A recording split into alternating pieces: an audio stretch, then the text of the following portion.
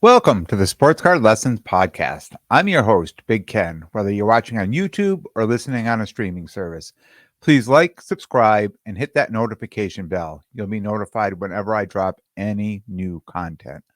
Welcome. Thanks for being here. Welcome to Season 3. If you like what you hear, the good news is there's plenty more to come. And if you're new here, the good news is there's 2 seasons and 100 episodes you can catch up on. And if you've been here with me on this journey, let's keep it going. I have a lot of content to share with you, hobby stuff that's happened over the last week. A big deal I made on a big card, and 4 days at the Chantilly show. So this will easily be 2 episodes. And what a great way to kick off season 3, right? So let's get started. If you're a listener of the show, you'll remember back in season 1, I started talking about acquiring Patrick Mahomes XRC PSA 10. It was kind of a chase card for me. It was an expensive card. I've watched the price of that card go up and down over the last couple of years. And the closest I came to buying this card was back in January on eBay. Probstein Auctions had 5 of these. They auctioned one after another, and each time I felt, all right, this is my time. I'm going to hit this card. And every time the auction ended, no matter what I bid, I was being outbid on it. So I just felt probably wasn't my time to get it, but I did feel the price point was right, and I didn't think, heading into the playoffs, the NFL playoffs coming into 2023, I felt if they did well or even won, that card would bounce back out of my price range. Fast forward to last week, I get an IG message from someone who follows me with a picture of this Mahomes as the XRC BGS 9.5, and all 4 subgrades are 9.5. And it just, with the picture, it says, "Are you still a Chiefs fan?" And I tell the story this way because at first I really didn't know who it was because his name showed up differently. Now I've known this person, I see this person at shows all the time, and I made an exhausting deal with this person, and it was a whole episode talking about how exhausting it was to make a deal with this person, someone who lives locally. So when I realized who it was, I thought to myself right away, I'm probably not going to get this card. I'm sure the negotiation will break down very quickly, and it won't end well. And it's nothing to say about the person, because I like the person. I just know he's very tough to negotiate with. So I went ahead. I said, I played along. That's what I should say. I played along, and immediately he started asking me about a card that I have. And it's funny because this Josh Allen XRC PSA 10 that I picked up at the National last year, there's been about 3 or 4 people that always ask me about that card whenever they see me. And I used to bring it to the shows, and then I stopped bringing it to the shows because the value had dropped down from where I got it. And it was one of those cards that it was just such a nice card that why wouldn't I just keep it? Why would I just go sell it at a discount somewhere? Because I would just hold on to it. So he started asking me, about this card. And I said, yeah, I still have the card. It's packed away in my National box. What are you looking price wise on this card for a cash value? And he kept kind of circling back to this Josh Allen card. So my hesitation on the Josh Allen card is it's down probably $300-400 from where I purchased it. And it had been down a lot more. It's actually come back up from when I bought it last year. and the Mahomes is up compared to where I could have bought it back in December. So I'm moving a card when it's, for me, it's down, but really it's kind of on the rise, and buying a card that's up, right? Not a very good sports card lesson here, right? I would never go out and tell people to do this. So that was my hesitation on it. Of course, I would really love to have a Mahomes card, and I think Mahomes is probably a better play than Josh Allen at this point. And I'm also getting rid of that Allen that I've held on to for it's almost a year, right? We're a month away from the National, less than a month. Uh, and just kind of moving this card before it's ripe. Just I felt like this card would just make it back to where it was, and who knows? I mean, there's not a lot of hype right now around Josh Allen. There could be, but I live here in the Northeast, so at any time, any good news comes, that card could jump up at any moment. So I wasn't sure. I was negotiating with him, and so I took a pause. I had to do something else, and while I ran off to do it, I called my guy, Rob, sports card therapist, and just kind of talked a deal through with him. And I told him what my hesitations were. Like, it's not something that I would condone. Like, if somebody said to me, "Hey, should I sell this card while it's down and buy this card when it's up?" I would say, "No, absolutely not. Don't do that." Right. But in this case, it was a little bit different because it was a card that I've talked about for a long time. It was kind of within my reach to get it now. And if I could make the right deal, I could own it. Um, and I think, what I'm saying, and I think the information I got from Rob, and I just want to say too, it- I talked about this on my finale, episode 100, and we talked about this a number of times. The importance of having your people, having your hobby people, people you can trust, people you can bounce things off of, and maybe it's it's not it's probably not the best decision, right? And we know that. Like, I knew that. I kinda knew that. That's why I reached out to him and said, I'm gonna ask this. I probably know what you're going to say because he knows me, right? But we talked about, and at the end of the day, I decided, let's go ahead and make the deal done, get the deal done. We were way off on cash for a while, the cash, and we quickly got to a point where I had a kind of a number in my head I wanted to stick with, and he was able to get there on the card. So I pulled the trigger. I made the deal for, I gave him the Allen XRC plus cash, and I got the Mahomes.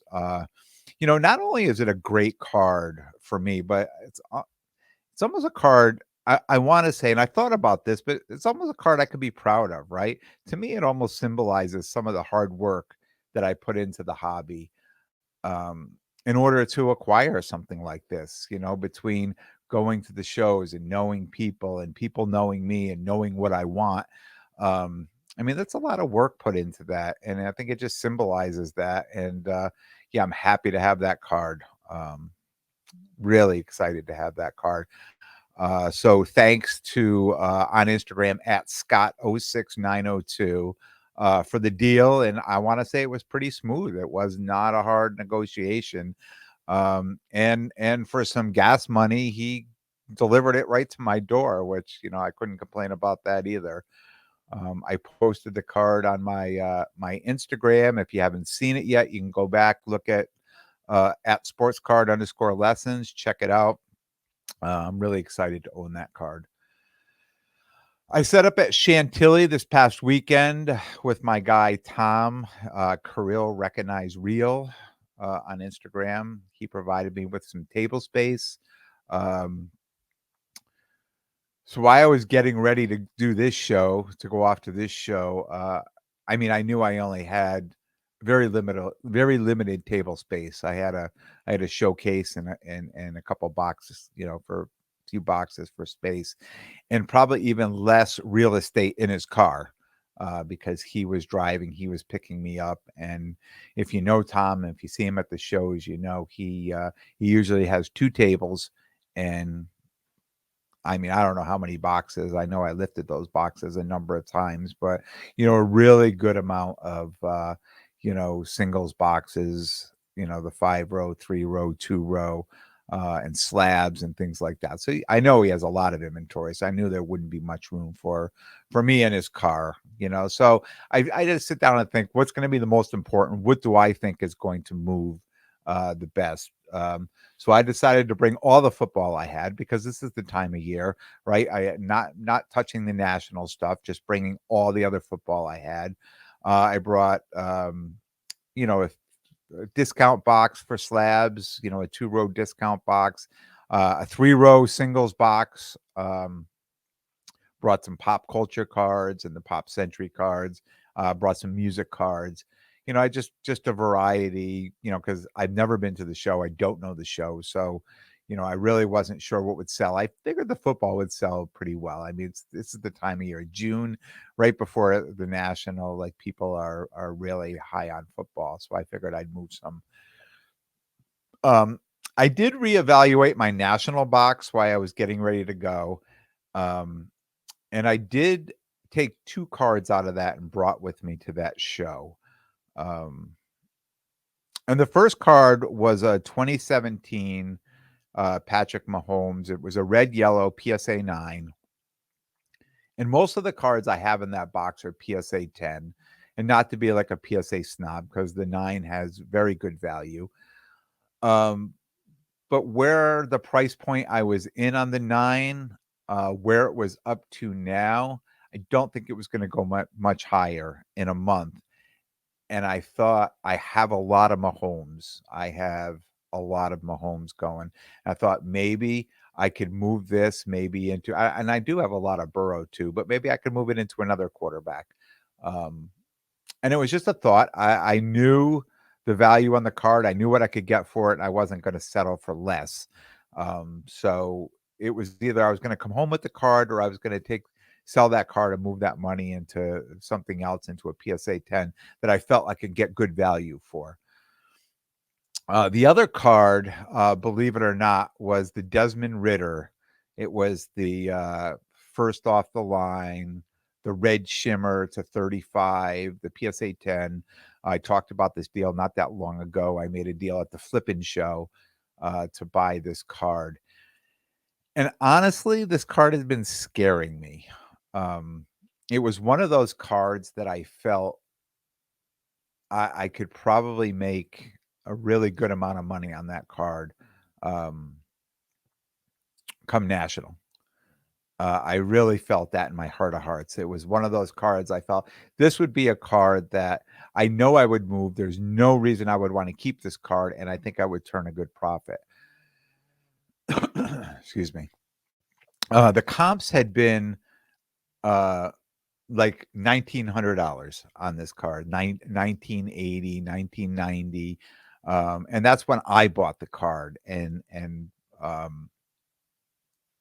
there were 2 for sale on eBay at the time, one for $19.99, kind of a buy it now, and one for $2,900.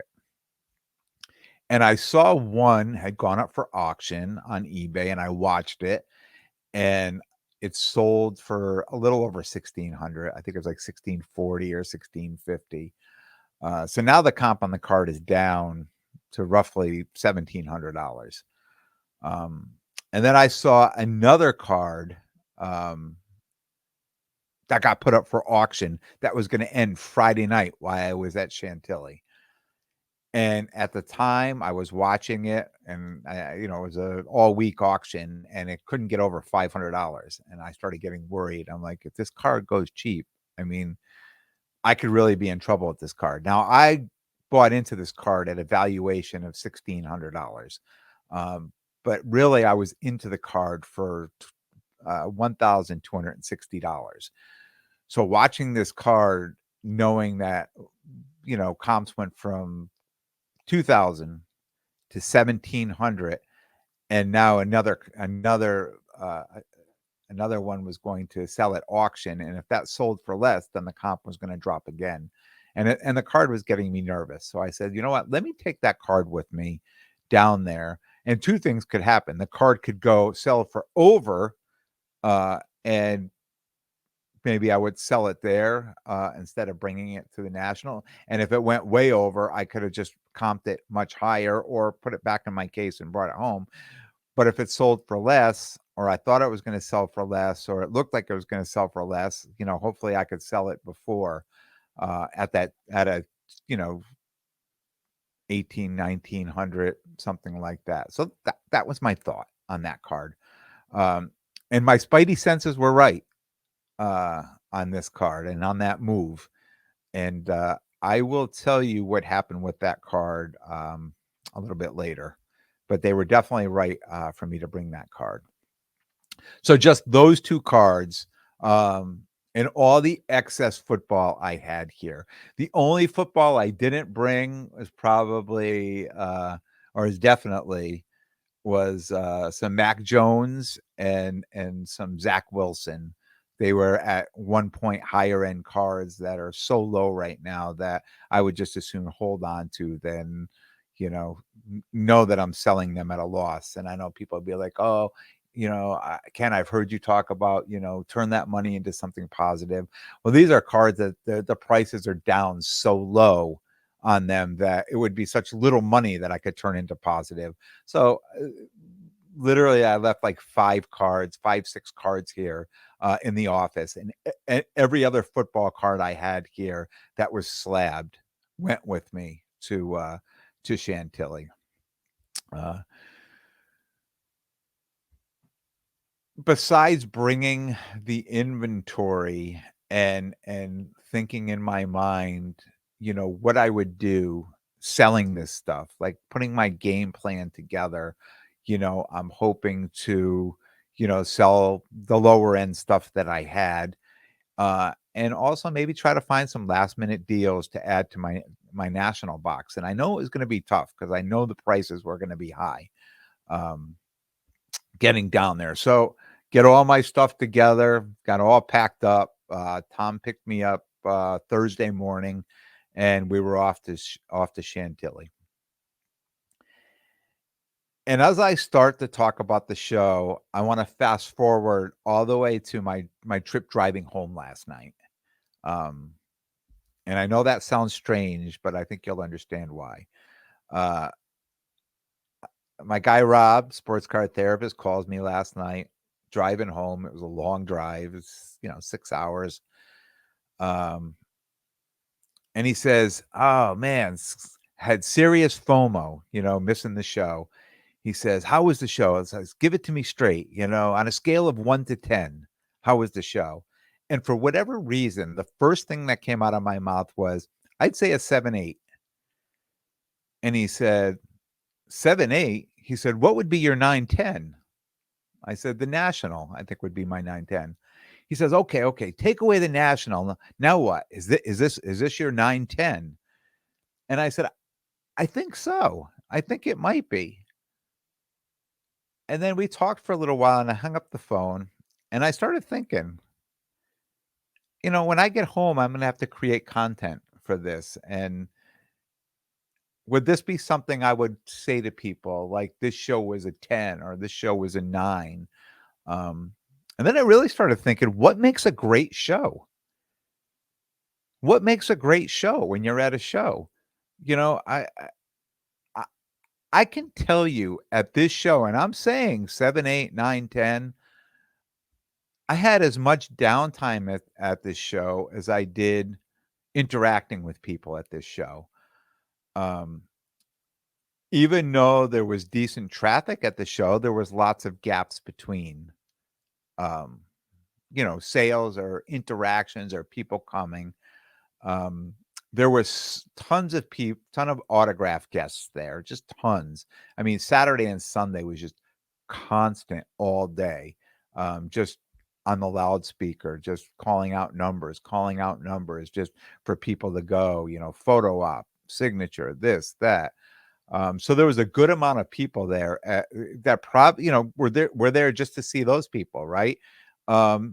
Probably not there buying cards. There was a lot of people not buying cards, just walking around with helmets and jerseys and bats and basketball, all this stuff, just footballs, just to have people sign, right?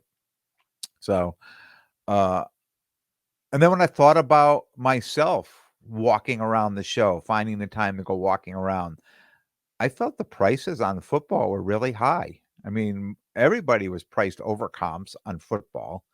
Um, and I knew pretty much from the start, I'm probably not buying much here. This is not going to be a buying show for me.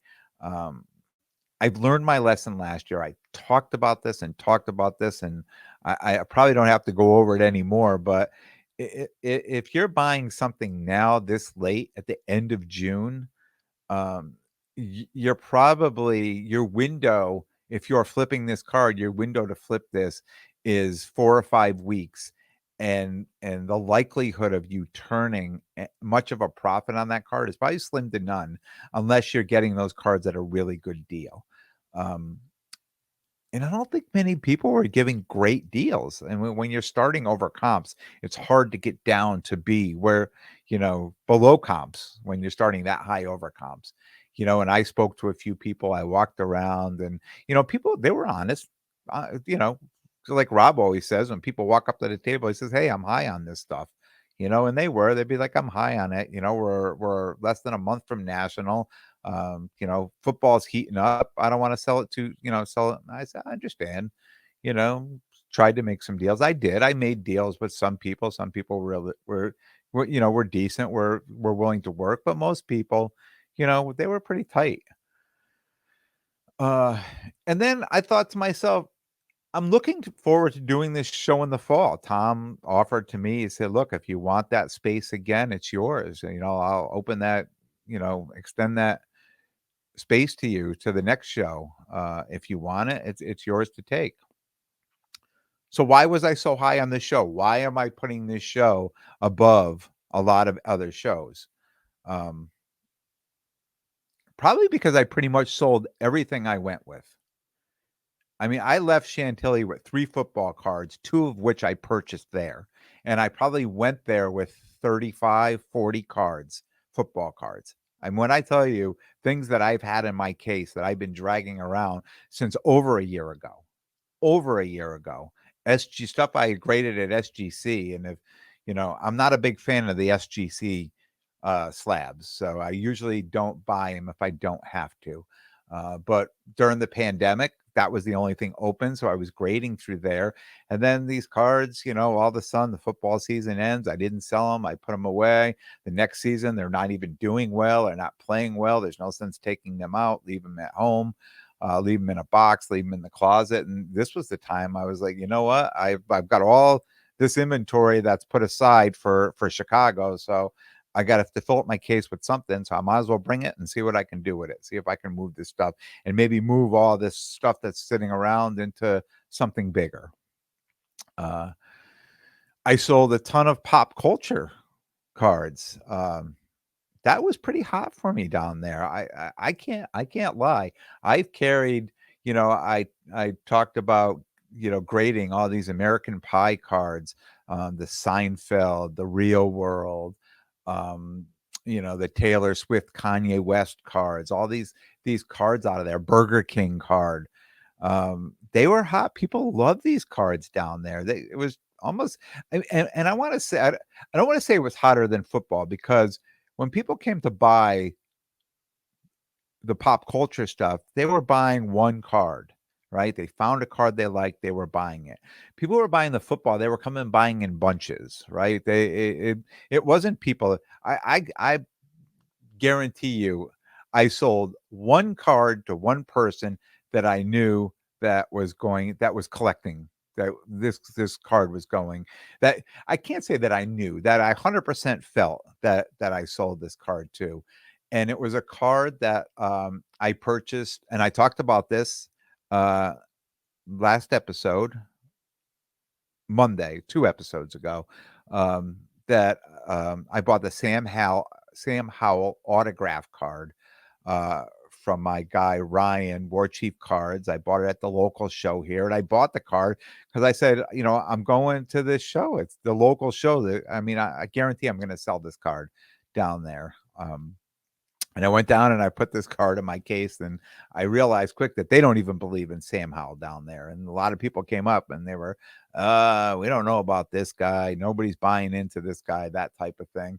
And then somebody came around and said, oh, I can't believe you have a Sam Howell card. And somebody came and bought them all. And I said, well, they didn't come here because I still have it here. And then I had a young girl, 12, 13 years old. She came up. She knew what she was doing. She had bought a couple cards from Tom, and she got to my case. She saw the card. She looked up the comp. We had a really great discussion on it. And I knew she was holding that card, and I sold that card to her for exactly what I paid for it. I did not make one penny on that card, exactly what I paid for that card. And she was a good negotiator too. But I knew, there's some people, and I talked about this last week. You don't have to win everything. You don't have to make money on everything. And sometimes making a deal with somebody makes you feel good, and it's over and beyond the money and the profit or loss on it. Like, you just feel good, you know, making somebody else happy. I don't know any other way to put that, but that's the way I'm going to put it. And this was one of those things, and I felt so good. It's probably one of my favorite deals, because I had some really cool deals that happened over the weekend, but one of my favorite deals of the weekend. And she was so appreciative, and I was happy to do that. But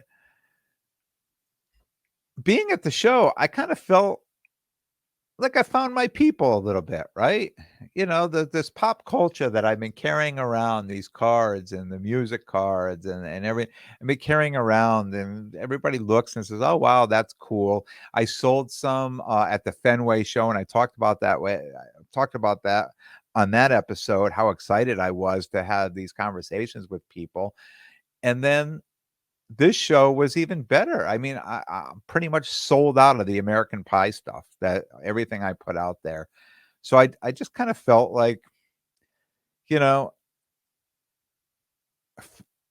I say I found my people. We just had great conversations with people. And some of us were reminiscing about different things about Seinfeld and Real World. And, it was just, I don't know. It was a very good time. So a dealer selling everything at a show is a great show, right? For a dealer, it's a great show. Um, as a collector, being able to connect with people over the cards, that makes a great show. And I do want to say, I've been to busier shows than this show was for me. I made more money at shows than I made at this show. I've bought more and I've gotten better deals at other shows than this show. But this show seemed just to be a perfect fit for me and what I was selling. Um, will it be that way the next time? I hope so, but there's no guarantee. But at least at this point, I can say I somewhat know this show, right? If I do it a couple more times, I'll 100% know it. But right now, I could say, yeah, I've done Chantilly and I know the show. I did bring some hockey there, and I brought some Ovechkin. I did not sell one hockey card. And most people that came up and said, oh, these are great cards. You should bring those back here in October. They'll be really popular, like kind of just nudging me saying, hockey's not in season right now. But I felt in that area, going to be in that area down there, I felt, you know what? I gathered up all the Ovechkins I had and a few other cards, and I threw them in the case. I said, let's see what happens. You never know. I mean, it could have been a big hit. I could have been telling you, oh my God, who would have thought I sold all these Ovechkins in June, but I didn't sell any. So that's where we're at on those. And our table, our setup was in the back wall, and it was kind of furthest from the entrance. So even after the doors opened on any of the days, it took customers a while to reach us back in that area. Um, you have to imagine like just giant warehouse, right? That they just set up and your booth after booth after booth. And where we were located, when the doors opened at 10, we probably, I mean, I would see people here and there, but people really didn't start, like customers who are coming to the show, really didn't start getting to us until about 11 or 11:30. So even when they announced doors are opening, I could after the first day or two, I knew I could shop for another hour before I was really going to have people, at my table looking at things. Day one, other dealers were trying, you know, to buy things to fill their cases. I mean, I don't mind that. Heck, I do that, right? But some of the lowball offers that were coming through, like I just had to ask people, like, do people really accept that offer? I'll just give you, for instance, I had a card I had it at $250, a football card. Comps on it were like 225, 229. And because I was into the card at about 190, I do comps. I do slightly under the comp. I was willing to sell that card for. Um, then the dealer who came up, he was like, "Oh, nice card." He's looking at his phone and he says, "You'll do 150 on that?" I just looked at him. I said, "I think your phone's broken. You need to update the software. It must not have been updated since December." And he looked at me and I said, "That was probably the price back in December, but that's not the price in June." And then he's like, "Oh," like he didn't understand what I was saying, but I was like, "Oh man, that looks an awful low ball offer." But before a show even started on Friday, before the show even started, I said it jokingly, of course, but still, just I don't know if people actually take those. I don't know how successful this person is. I don't know if maybe I'm doing it wrong. I seem to be more fair when I go around and make offers that I get turned down. I would be embarrassed to make an offer that low on a card, especially being one dealer to another dealer. But on Friday, right when the show got going, it opened, I think at 12:30 to 1:30, or 12 to 1 was like VIP. And then after that, the show got going. So probably around 2:33. I had a guy who sells on Whatnot, and he came up to the case, and, he picked out, I think, like 12, 14 cards out of my case. He said, "This one, this one, this one, this one." I started taking them out. I said, I'm thinking to myself, I know it's coming. I know he's going to want a deal on it. And he said, "If I buy all these cards, what percentage, are you comfortable with?" I said, 100. We both laughed. We negotiated a little bit, but we agreed on 88%. And, you know, agreeing on the percentage now, which you would think that's the tough part. When some people wanted 80 and 85, and agreeing on that percentage, that was the easy part. The real work is agreeing on the comp itself of each card. And you would think that was easy, but it's not. And I think that's why these guys are so successful. Because they're grabbing so many of these cards, and then they're just trying to go off the lowest comps that they see. If there's, say, as a card, I'm going to make up a price, $200. Uh, and I have it listed for $200, and there's a comp at 180 and 185 and 170, and then there's a 120 comp somewhere in there. Immediately they want to go to the 120 comp. I'm like, well, we can't go to the lowest comp. I mean, we need to cut these out. And we have to check dates on it too. A lot of these guys are like, oh yeah, no, this one sold here, there. I'm like, well, what's the date on that? He's like, oh, April 3rd. And I'm like, man, it's the end of June, and this is football. So April 3rd comps are not cutting it. So this is where the real work comes in. And one thing I do before these shows is I make a cheat sheet. I pull out the cards. I write down a couple of the comps on each one. So I don't have to be sitting there on my phone all the time, especially when somebody comes up and somebody's pulled the number of cards out. I can pull my sheet out right away and I can calculate. I'll already know what the price is before they give it to me, because I know what the comps are. So if they're way down, I say, okay, let's break down each card and we'll go through it. And that's really the difficult part is getting to a comp, like agreeing on a comp on a card. But once you agree on that, the rest of it's easy. And a few cards I had to pull out. Like we could not agree on a comp. So a few cards I said, all right, let's just take those out because I can't let those go. And it's funny because this happened a couple times with people, and that Mahomes red yellow, which last couple sales were like 875, 925, but there was a sales in there at like 725, and they wanted those comps on that. I'm like, no, we're not. I'm pulling that card right away. And I basically told these guys, as a comp on that card, I'm firm at $900, and you want to go to 88% on that, I can, because I know what I'm into the card for, and it makes sense to me.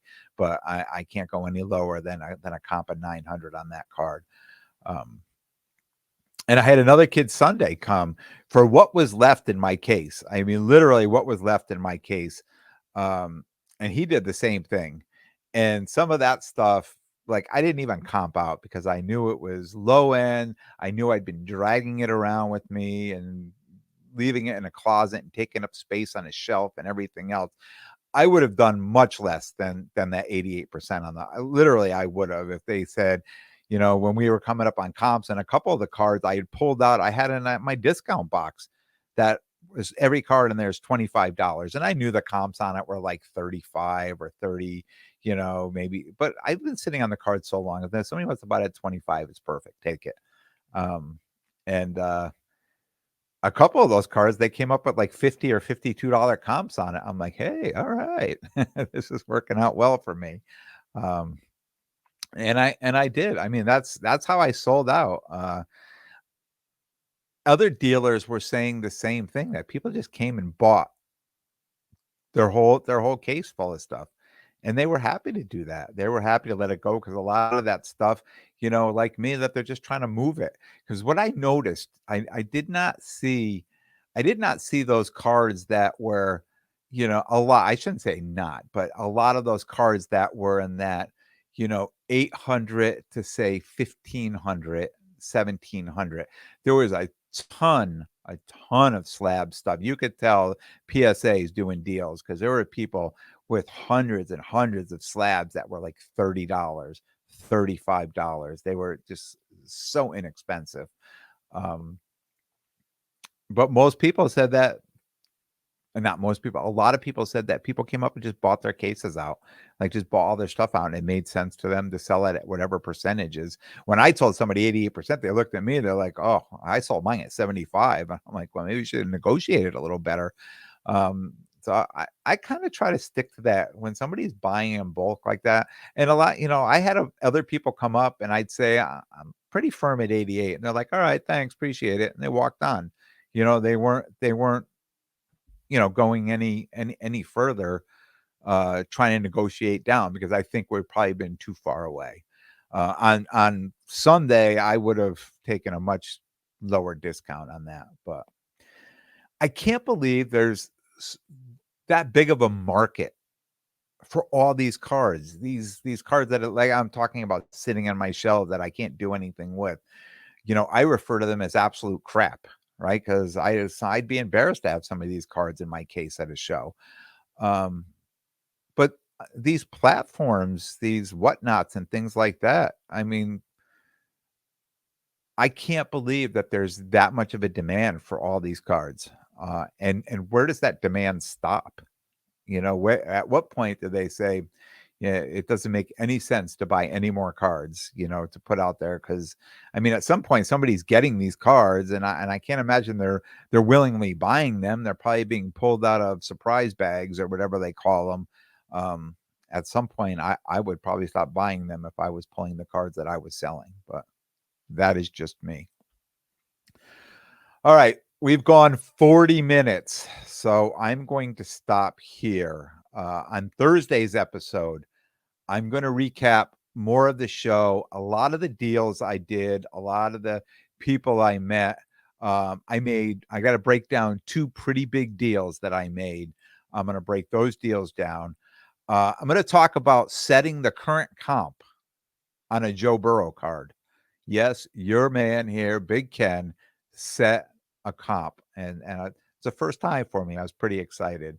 Um, I'm going to talk about another dealer who bought a card from me and then tried to return it a few days later. That was an exciting. That'll be an exciting story.